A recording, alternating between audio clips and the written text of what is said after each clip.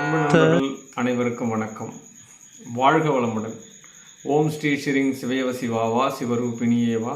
ஓம் சக்தி தாயே போற்றி.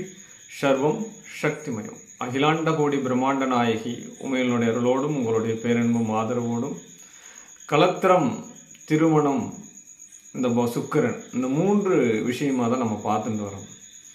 அப்போ ஒரு திருமண சம்பந்தப்பட்ட விஷயங்களை நம்ம பார்க்குறச்ச 7ஆம் இடம் அப்படின்னு தான் நம்ம எடுத்துக்கிறோம். ஒரு கலத்திரம்னா 7ஆம் இடம். இந்த 7ஆம் இடத்தினுடைய அதிபதி 4ஆல் அமர்ந்தால், லக்ன பாவகத்திலிருந்து 4ஆம் இடத்துல 7ஆம் அதிபதி அமர்ந்தாலும் அல்லது கடகத்தில் சுக்கிரன் அமர்ந்தாலும், இந்த 2 விதமான பலாபலங்களை நம்ம எடுக்கிறோம்.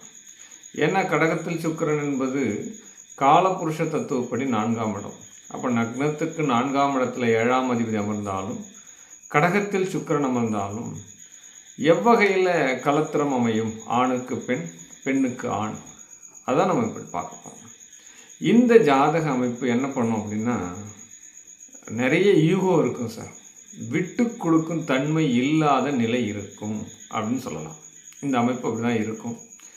நிறைய பெண்களை பார்த்துருப்போம், சதா தாயார் வீட்டிலே இருப்பாங்க, அம்மா வீட்டிலே வந்துடுவாங்க அடிக்கடி. ஒரு வாரம் கணவர் வீட்டில் இருந்தாங்கன்னா 1 மாதம் தாய் வீட்டில் இருப்பாங்க. இந்த அமைப்புகள் தான் இந்த அமைப்புகளை கொடுத்துரும். கடகத்தில் சுக்கிரன் இந்த வேலையை செய்யும். லக்னத்துக்கு 4ஆம் இடத்துல 7ஆம் அதிபதி இருந்தால் இந்த வேலையை செய்யும் அப்படின்னு சொல்லலாம். மாமியார் மருமகள் நிறைய ஈகோ இருக்கும். அப்போ மாமியார் மருமகளுக்கு ஒத்து போகாத ஜாதக அமைப்பு அப்படின்னு சொல்லிடலாமா? அப்படின்னா கூட ஈகோ இருக்கும் அப்படின்னு சொல்லலாம். இது கண்டிப்பாக சொல்ல முடியும் அப்படின்னு சொல்லலாம். நல்ல படித்த கணவன் மனைவிகள் அமைவார்கள் அப்படின்னு சொல்லலாம். நல்ல ஒரு டிகிரி வாய்ஸாக ஒரு மேல்நிலை படிப்பு படித்தவங்க தான் அமைவாக அப்படின்னு சொல்லலாம். இந்த அமைப்பு பெண்ணுக்கு இருந்தால் தன்னுடைய தாயார் பேச்சு தான் கேட்பாங்க அப்படின்னு சொல்லலாம். ஆணுக்கு இருந்தாலும் அதே நிலை தான் அப்படின்னு கண்டிப்பாக சொல்லலாம். சொத்து பத்தோடு கலத்திரம் அமையும். நிறைய பேர் கேட்பாங்க, என்னுடைய மனைவி நல்ல ஒரு பெரிய இடத்துலேருந்து வருவாங்களா, எனக்கு நிறைய சம்பாத்தியம் கொண்டு வருவாங்களா அப்படின்னு கேட்குறாங்க இல்லைங்களா? அவங்களுக்கு இந்த பதில் நம்ம சொல்லலாம். கண்டிப்பாக வரக்கூடிய ஜாதக அமைப்பு நிறைய சொத்து பத்துக்களோடு வரும் அப்படின்னு சொல்லலாம். கண்டிப்பாக சொல்லலாம். சில பேர் படிக்கும்போதே திருமணம் அப்படின்னு சொல்கிறாங்க இல்லையா? நான் படித்தே முடிக்கலைங்க, அப்போ கல்யாணம் பண்ணிட்டு படிங்க அப்படின்னு சொல்லக்கூடிய ஜாதக அமைப்புலாம் நம்ம பார்க்குறோம் இல்லையா? அந்த அமைப்புகள் இவ்வாறு இந்த ஜாதக ரீதியாக தொடர்பு ஏற்படும் அப்படின்னு கட்டாயம் சொல்லலாம். உள்ளூரிலே அமையும். ஆமாம், மேக்சிமம் ஒரு 10 கிலோமீட்டருக்குள்ளே கலத்திரம் அமையும். இந்த விஷயத்தையும் நம்ம சொல்லலாம். 2 விஷயத்தையும் சொல்லலாம். தாய் வழி உறவுகளில் திருமணம் நடக்கும் அப்படின்னு சொல்லலாம். அப்போ சொந்த விஷயத்துல சொல்லிடலாம், மாமா பிள்ளை அப்படின்னு சொல்லலாம். தாய் வழி உறவுன்னா நான் தாய் மாமன் உறவு தானே அப்படின்னு சொல்லலாம். ஆமாம், சரிங்க ஐயா. கலத்திரத்தினுடைய வீடு பகுதி எவ்வாறு இருக்கும் அப்படின்னு சொல்லலாம்.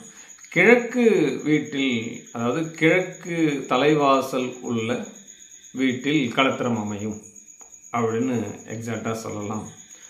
இந்த கலத்திரத்தினுடைய வீட்டு அருகில் பார்த்தோம் அப்படின்னா நீர்நிலைகள் சம்மந்தப்படும். ஒன்று கிணறு இருக்கும், இல்லை ஏரி இருக்கும், இல்லை ஓடும் ஆறு இருக்கும், அல்லது நீர்நிலை தொட்டியாவது இருக்கும். கண்டிப்பாக நீர் அப்படின்ற ஒரு விஷயம் சம்பந்தப்படும் அப்படின்னு சொல்லலாம். இன்னொரு விஷயமும் நம்ம தெரிஞ்சுக்கலாம். இந்த அமைப்பு இருக்கக்கூடிய ஜாதகம் இருக்குது அப்படின்னா அவங்க வளரக்கூடிய கலத்திரம் மழை காலத்தில் பிறந்திருப்பாங்க அப்படின்னு சொல்லலாம். மழைக்காலம் அப்படின்னா எந்தெந்த காலம் சார்? கார்த்திகை மாதம் மழை பெய்யுங்களா, ஐப்பசி பெய்யுங்களா, இந்த மாதிரி எடுத்துக்கலாம். மழைக்காலங்களில் கலத்திரம் பிறந்திருப்பார்கள் அப்படின்னு சொல்லலாம். இதை விட இன்னொரு விஷயம் என்னென்னா, இவர்களுக்கு திருமணம் நடக்கும் பொழுதும் மழைக்காலத்தில் நடக்கும், இல்லை திருமணம் நடக்கும் பொழுது கண்டிப்பாக மழை வரும் அப்படின்னு சொல்லலாம். இன்னொரு விஷயமும் சொல்லலாம். அப்படி மழை வரல, வெயில் காலத்தில் திருமணம் நடக்குது அப்படின்னா மழைச்சாரல் போன்ற அமைப்புலாம் நம்ம இந்த மண்டபத்தில் கொடுக்குறாங்க இல்லையா? இந்த அமைப்புகளை இவங்க தானாகவே அமைஞ்சிரும். ஆக மொத்தத்தில் நீர்நிலைகள் சம்மந்தப்படும் அப்படின்னு சொல்லலாம். அம்மன் அருகில் இருக்கும், அம்மன்னா என்ன சார்? அம்மனுடைய கோயில், மாரியம்மாவாக இருக்கலாம், சிங்கேனி அம்மாவாக இருக்கலாம், திரௌபதி அம்மன் கோயிலாக இருக்கலாம். ஆக மொத்தத்தில் அந்த வீட்டினுடைய அருகில் அம்மன் கோயில் கண்டிப்பாக இருக்கும் அப்படின்னு சொல்லலாம். ஆமாம். இதை விட இன்னொரு விஷயம் எக்ஸ்ட்ராடினரியாக நான் சொல்கிறேன். 7ஆம் அதிபதி 4ல் இருந்தால், கடகத்தில் சுக்கிரன் இருந்தாலும் இவர்களுக்கு வரக்கூடிய கலத்திரம் சூரியனுடைய நட்சத்திரம், செவ்வாயினுடைய நட்சத்திரம், சந்திரனுடைய நட்சத்திரம். இந்த 3 நட்சத்திரத்தினுடைய தொடர்புகளே கண்டிப்பாக கலத்திரமாக அமையும் என்பதில் எந்தவித மாற்று கருத்தும் இல்லை. சரி நேயர்களே, நம்ம அடுத்தது சிம்மத்தில் சுக்கிரனை பார்க்கலாம். 7ஆம் அதிபதி 5ஆம் இடத்தில் அமர்ந்தால் என்ன பலன்றதை கட்டாயம் நம்ம அடுத்த வீடியோக்களில் பார்க்கலாம். வாழ்க வளமுடன். சர்வம் சக்தி.